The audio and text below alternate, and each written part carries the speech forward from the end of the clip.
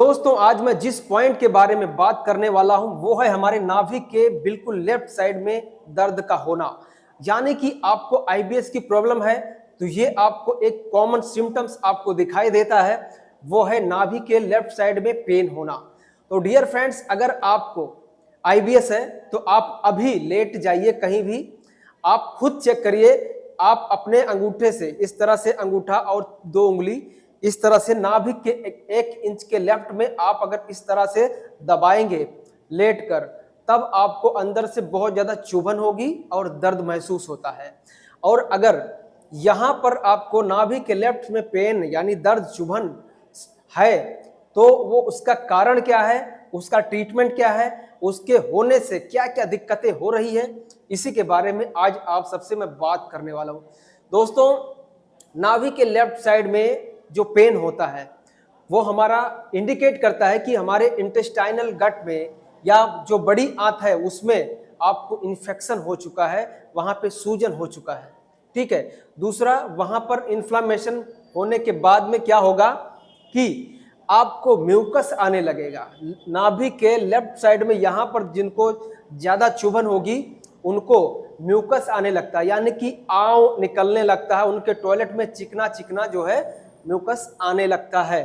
तो अगर म्यूकस निकलने लगेगा तो क्या होगा, धीरे धीरे आपको कमजोरी हो जाएगी, काम करने में आपको मन नहीं लगेगा, पूरे दिन आप बेचैन रहेंगे और कुछ भी खाया पिया आपको लगेगा नहीं, बिल्कुल अनपचा निकलना शुरू हो जाता है। ऐसे जो पेशेंट होते हैं उनको अनपचा टॉयलेट आता ही है। ठीक है। अब जो अनपचा टॉयलेट आने का जो मेन रीजन है वो तो है कि भाई आपके स्टमक के अंदर HCl यानी हाइड्रोक्लोरिक एसिड की डेफिशिएंसी है, उसी के वजह से होता है। ठीक है। लेकिन यहां पर मैं बात कर रहा हूं कि नाभि के लेफ्ट साइड में आपको पेन क्यों है। ठीक है। अब उसका जो ट्रीटमेंट है वो हम लोग न्यूरोथेरेपी में देते हैं ITF यानी इन्फ्लामेशन ट्रीटमेंट फॉर्मूला होता है। ठीक है। साथ ही साथ हमको अगर उसे पूरी तरह से ठीक करना है तो ITF का ट्रीटमेंट देने के बाद में आपका म्यूकस तो आना कम हो जाएगा, यानी कि नाभि के लेफ्ट साइड का जो पेन है वो तो आपका कम हो जाएगा। लेकिन हमें क्या करना होता है कि पूरे जो इंटेस्टाइनल गट है सभी को ठीक किया जाता है। सभी को ठीक करने के लिए हमको फुल ट्रीटमेंट देना पड़ता है। अब जब हम फुल ट्रीटमेंट देते हैं तब हमें लगभग 1 घंटे से सवा घंटे का समय जो है निकल जाता है एक थेरेपी में। तो उसमें क्या करना पड़ेगा, देखिए अगर फुल ट्रीटमेंट की बात करें तो नाभि के चारों तरफ का एरिया कवर करना पड़ता है। यानी कि उसमें हमें अगर नाभि खिसक गई है तो नाभि खिसकने की वजह से अंदर के जितने भी ऑर्गन है, चाहे हमारा गॉल ब्लैडर हो, लीवर हो, पैनक्रियाज हो, स्टमक हो, स्मॉल इंटेस्टाइन हो, लार्ज इंटेस्टाइन हो, सभी में दिक्कतें आने लगती हैं। सभी ब्लड सर्कुलेशन जो है वो फ्लैक्चुएट करता है, बराबर नहीं रहता है। इसके वजह से ही वहां पे इन्फ्लामेशन होता है। अब जब इन्फ्लामेशन आपका सूजन जो है पुराना हो जाएगा तब क्या होगा कि हमारी आंतें श्रिंक होने लगती है, यानी कि सिकुड़ने लगती है। और जब सिकुड़ने लगती है तब हमें नले पड़ जाता है, उसको कहते हैं नले। और जब सिकुड़ जाएंगी तब हम जब पेट इस तरह से टच करेंगे, दबाएंगे, तो अंदर से लगेगा कि पत्थर जैसा कुछ अंदर है। कई बार ऐसा लगता है, पेशेंट कई बार बोलते हैं कि यहाँ पे कोई हड्डी तो नहीं होती। ठीक है।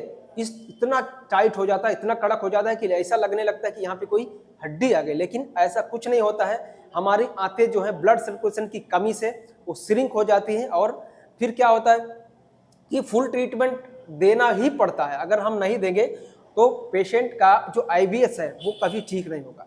इसीलिए जो हम फुल ट्रीटमेंट देते हैं उसमें आपको यूडीएफ ट्रीटमेंट दिया जाएगा, HCl ट्रीटमेंट दिया जाएगा, नॉर्मल ट्रीटमेंट दिया जाएगा, ITF ट्रीटमेंट दिया जाएगा।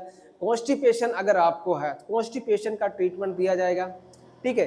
तो गॉल ब्लैडर को स्टिमुलेट करने के लिए, लीवर को स्टिमुलेट करने के लिए, पैनक्रियाज को स्टिमुलेट करने के लिए और इंटेस्टाइन छोटी आंत को स्टिमुलेट करने के लिए, बड़ी आंत को स्टिमुलेट करने के लिए सारे पॉइंट्स को कवर करना पड़ता है, तब जाके ये आपका आईबीएस ठीक होता है।